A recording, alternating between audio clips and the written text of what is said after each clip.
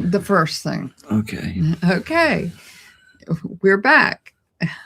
And look at this. We're both wearing blue shirts. Not planned at all. Welcome back to News at Noonish. And we want to start today. If you were with us yesterday, you know that we asked people to email stories about dog animal rescues and what they meant in their life or whatever. And we received one. And this story comes to us from Rob. And I found this to be very interesting. And as we had asked for, very heartwarming stories. So, this is from Rob. I hope you're there today listening because I'm reading your story. In 1997, I was working downtown Las Vegas on Fremont Street near 15th Street. I was serving warrants for the municipal court. We were driving east when a dog was hit by a car. My partner and I jumped out of our patrol car and corralled the injured dog with the help of some children. We put the injured dog in the back of the patrol car and waited for animal control. I sat in the back of the car with the dog, a pit bull lab mix. She gave me a long, sorrowful look. Boy, we've seen that look on a dog's face while I held her. Animal control came and we loaded the dog into the van. My partner, Marshall, said, "Rob, I think you should adopt that dog." Well, after work, I went down to the pound and found the dog. She had a dislocated hip and needed surgery. I filled out the adoption papers and took her home. I called the vet. I called the vet the next day and had the exam scheduled. A few days later, I brought Cleo to her exam at the vet's office. I told the vet about how I found her downtown. The vet, Dr. Katie, scheduled her surgery. Cleo had her hip fixed shortly thereafter. A few days later, Dr. Katie called me up to check on Cleo. And then she surprised me by asking me out on a date. And I said yes. Well, fast forward. I ended up marrying Dr. Katie. She told me later that after the exam, she had told her boss she had just met her future husband. Cleo lived with us for 10 years before crossing the Rainbow Bridge. I found a dog and a wife out of that one act of kindness. And that just reminds me, you never know what will happen. You never know when you take a turn in one direction or that, where exactly your life is going to lead you. Yeah, it's memorable if it's an act of kindness. It's forgettable if not. Yeah, and I just love this story. You know, this sounds like a Hallmark romance movie. The Great American Family is a new channel, and they do a lot of these, romance stories. I think you should submit it to them. I've never seen a story like this where you pick up a dog and end up with a wife who happened to be a vet. Now, you would never have gone to the vet if you hadn't had a dog, and this dog needed a home. And first of all, I applaud you for taking the dog, and the surgery could not have been cheap. I mean, of course, maybe Katie gave you a break of price. We don't know if that happened. But apparently, Dr. Katie, just like that policeman, and was touched by his kindness and treatment of animals. And so that's our first story, and that's our only story so far. So what I want to say is, let's see if we can get more going. And then we will read them just like we read that one. Yeah. Thank you for that submission. Thank you. Merry Christmas to you. Merry Christmas to Rob and Katie. Yeah. Of course, I'm not sure that's her real name, but that's okay. Might be. If it is, send me y'all's picture. We'll put that up too. And rest in peace. What? Adam I can't read that. Oh, I got to move my. Yeah. Oh, that's yeah. my No. job. No, I have to do it. Oh, I have the mouse. okay. Well, in any case, let's see if you could read it. But so we're going to move right along. All of the scuttlebutt that I am seeing is that John Brennan is the target, as we should have known, of the Florida grand jury we talked about yesterday. And that, to no surprise of anybody, I said several weeks ago to on the air that they were going to throw John Brennan under the bus, that he was the one that they were all going to sacrifice. And I think that that's probably what's going to happen. His attorneys are trying to get the case thrown out, of course, because they know he's guilty. If he was innocent, they probably wouldn't care. I shouldn't say it that way, but that's what that's what we think. But this was in July it was in July that we were told that former director James Comey and John Brennan were under FBI investigation, and John Ratcliffe referred Brennan and Comey for prosecution over the summer. It does seem like it's taken a long time. I guess the wheels of justice move slowly. They don't move slowly by themselves. They move slowly by people pouring cement on them. But at least they move. The wheels of justice. That's correct. At least they're not stagnant. I don't want to say that's always correct. No. In any case, they'll get their comeuppance. And as we've said before, look at this. It's Christmas season. A lot of people are able to share Christmas with their families. They're able to do stuff like this.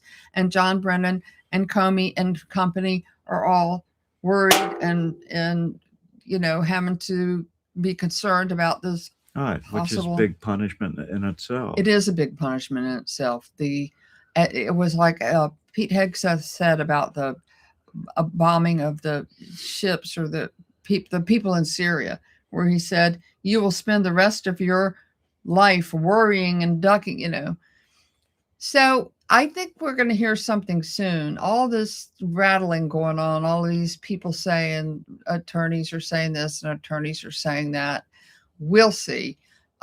Jason Redding is Quinones is the U.S. attorney in charge of this investigation. So we'll see where this goes. Quinones? Yeah.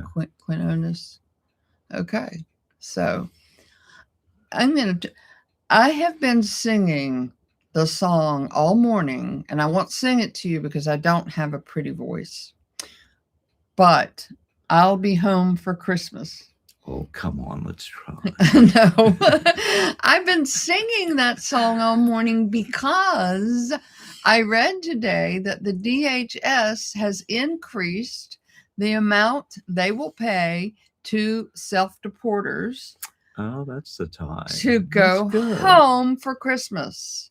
The illegal aliens who are here will be given $3,000 for their plane trip and everything else. And they'll be home for Christmas. And I'm going to give a message. I don't speak any language but English, but I think you can translate. I'm going to give a message to the illegal aliens who are here. This is the best deal you're going to get. You're not going to get any better deal than this. Take it, take the money, fly home for Christmas, and don't come back unless you come back legally. All right, you can, with that amount of money, you can be a big hero in your hometown. All your great adventures in the United States. That's right. That's right. And if you ever want to come back here, do not come back here carrying your country's flag. That's not a good look. But the point is, if they deport through this method, then they're welcome to reapply to come back. If they don't and they get caught and thrown out, then they can never come back. So it's a doubly good deal. That's right. It's a double deal. I would take it, take the money and run, and not deeper into the United States that way. So in any case, speaking of being released for the holidays, A radical Obama judge has allowed the MS-13 gang member Kilmar Abrego Garcia to remain free through the holidays. Oh, thank you. Yet another favor from Mr. Obama. He's Yes. free to kill someone again. Right. I mean, let's just hope that he doesn't do that. Let's hope that he is on his best behavior for Christmas. But honest to Pete, what these people, these Democrats, these radical judges are doing is beyond reason. The guy was in what, El Salvador, right? It's beyond treason. and they made him they brought him back. They went down there to have cocktails with him first. The Democrats did. You remember that? They were sitting on the bar having cocktails, and then they just let him be free. This guy, XRP Plumbing, we're going to have to permanently put off the channel. Well, I'm not going to repeat what he's saying. Okay. Are there any good comments? Yeah, glad you're back on YouTube. God bless both of you, and Merry Christmas from Fred Keplinger. Well, God bless you, Fred, and Merry Christmas to you too. We are happy to be back on YouTube. You were off for kind of, sort of 3.5 years. Yeah. Well, we're making progress in fixing that and getting monetization again, so that we can actually make money instead of being in the position we're currently in and whatever. Well, we're working on that.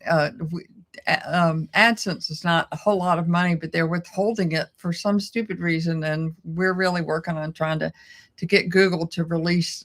I had the same problem I told you with Amazon, and I finally had to contact our house member, and they contacted Amazon, so that I got my measly $160 from Amazon. You all may have heard, or maybe you didn't, but the Pete Hegseth and President Trump made an announcement yesterday that we are getting new battleships. And of course, our president is never given to hyperbole, so I don't know. But he says they'll be the fastest, the biggest, and by far 100 times more powerful than any battleship ever built. I don't think that's numerically possible.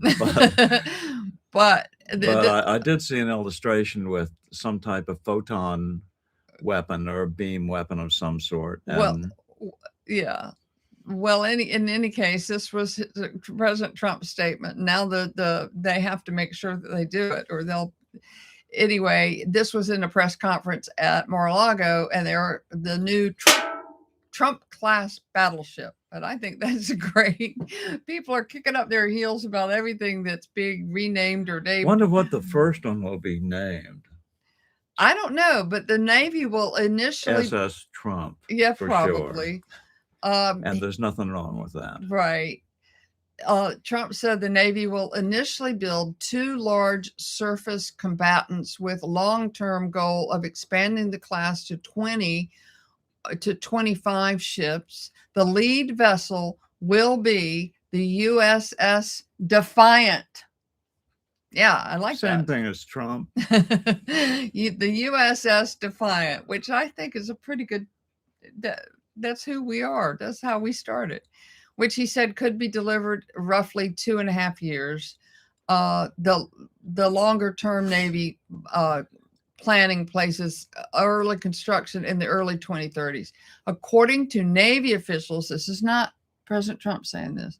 According to Navy officials, the Trump class would be the largest U.S. service combatant built since World War II, displacing roughly 30,000 to more than 35,000 tons, far larger than existing destroyers. Yeah, but I think the Missouri, USS Missouri, which was the biggest of our World War II battleships, displaced 90 or 100,000 tons. So my numbers might be wrong, but if my memory's right, no, that's not. That's saying something. No, these will be the largest combatant built since World War II, displacing. Well, anyway, we can look that up. We can have that answer for the next show.